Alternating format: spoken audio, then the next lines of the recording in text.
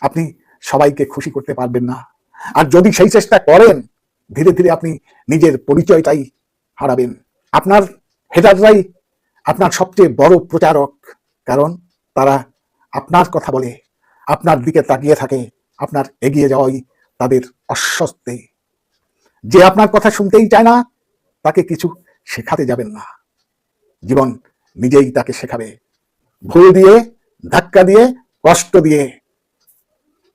ধারাবাহিক প্রচেষ্টা ছাড়া মেধা মূল্যহীন।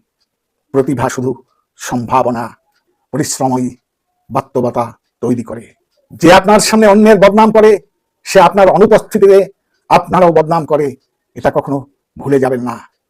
আপনি যদি কাউকে অকারণে কষ্ট দেন আর সে যদি চুপ করে থাকে, তার নীরবতাকে ভয় করুন, কারণ নীরবতার বিচার মানুষ করে না, সৃষ্টিকর্তা করেন।